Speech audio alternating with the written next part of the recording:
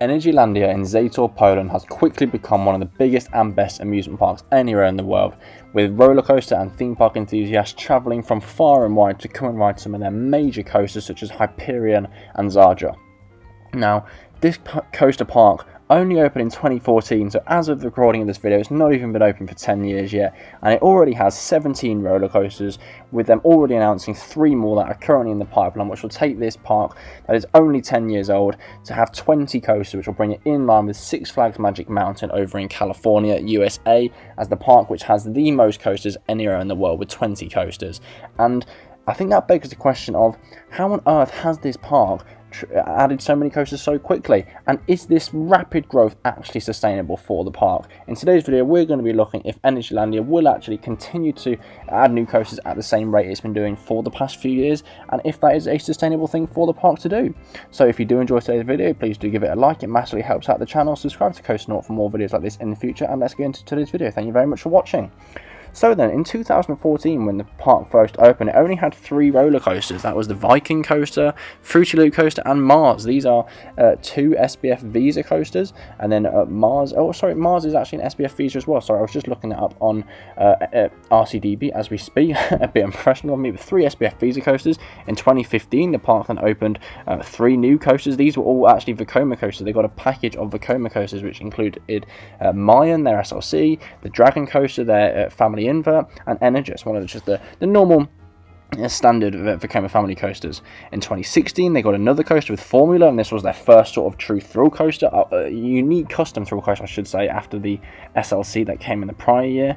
And then since then, the rate of coasters they've been adding is incredible. 3 in 2017. In 2018, they got 2. Another 3 in 2019, and that over 2018 and 2019, that's when the park sort of really put its name on the global stage. That's when they added Hyperion in 2018, the Intamin Hyperion coaster, Zadra, the Hyper Hybrid coaster from RMC in 2019.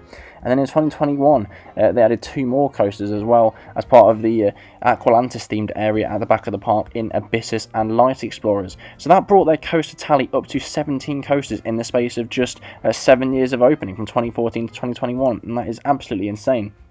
And at the moment, we currently know of 3 new coasters which are currently built for the park as well. In 2024, we've got Choco Chip Creek and Honey Harbour, 2 new Vekoma coasters coming to the park, and there is a Vekoma Tilt coaster planned for the park, which is currently stated for 2024. However, in my opinion, that's probably getting pushed back for 2025, because originally the Choco Chip Creek and Honey Harbour, which is part of the new Sweet Valley themed area at the back of the park, they were planned for 2023, but they've been delayed by a year, probably because of things like the pandemic, which is when the rides first started being constructed.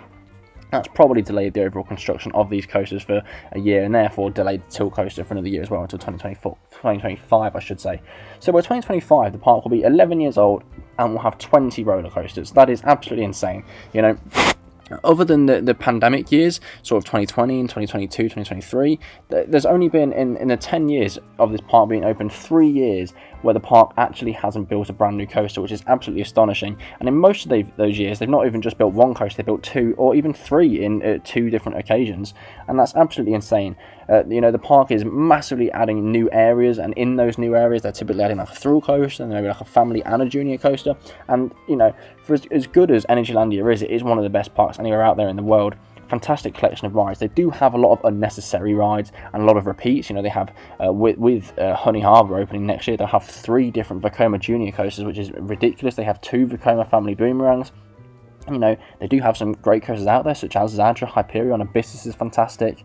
Mayan for an SLC is definitely one of the best SLCs out there. Formula is really great. Speed, the water coaster, is really good as well.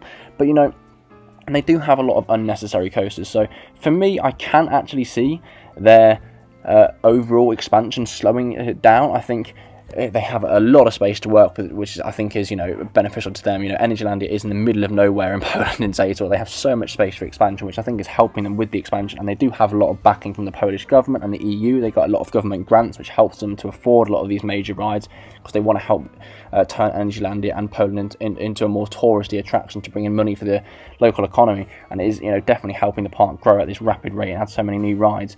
But I think, you know, if you've ever been to Energylandia, there's a very clear divide now between between what is good, what is new, what is bad, and what is old. So if you go to Energylandia, you know that because the park is so big, you actually have to sort of go in the tunnel under the road to get to the back of the park and get to rides such as Abyss and Zadra, and that is where their new Sweet Valley area will be, and likely where the Vekoma Tilt Coaster will be. And all of those coasters are in fantastically well themed lands, especially the Zadra area, really well themed, fantastic ride in a fantastically well themed area. But if you go to the front of the park, you know, there's a lot of trashy theming there, some stolen IPs. It's really not great at the front of the park. And I think actually what they'll do is they'll probably break Magic Mountain's record for having the most coasters at any park anywhere in the world, by maybe 2026, 2027, 2028, maybe get up to sort of 22, 23, 24, 25 coasters. But then I think they'll really start to slow down. I think they need to go back, probably remove coasters such as Viking, Happy Loops, things like that, sort of their old trashy coasters, these clone coasters, which are often quite uncomfortable, quite painful, and upgrade those, not just the actual quality of the rides, but the overall themed areas at the front of the park as well, to bring them up to the same standard as the back of the park, because Energylandia really does feel like two parks. The back of the park is a wonderful area, you know, you probably want to spend all your day there, you know, you're in these immersive themed lands with different music and themed food areas and merchandise and all this.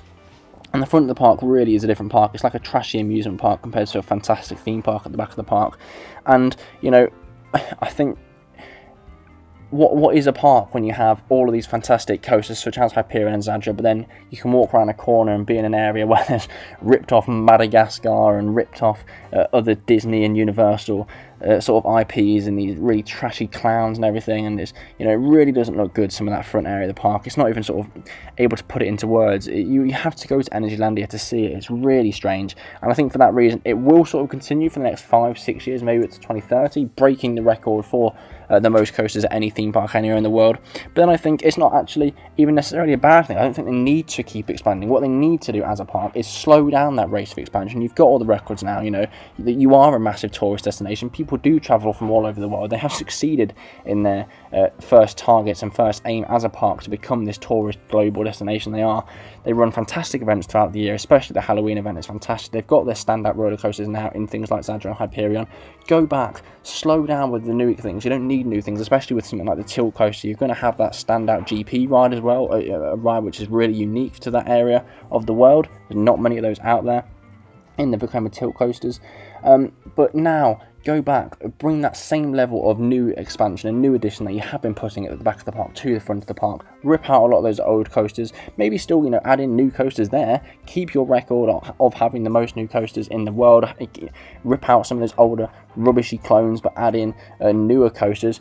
Just overall improve the area at the front of the park and make it as good as the back of the park. But what do you think though? Do you think Energylandia will continue to expand at the same rate, or do you think it will massively slow down like I do? I'd love to hear your thoughts and feedback in the comment section below. Once again guys, thank you very much for watching today's video. It massively helps out the channel if you give it a like, subscribe to Coasternaut for more videos like this in the future, and I'll see you in the next one. Thank you very much for watching.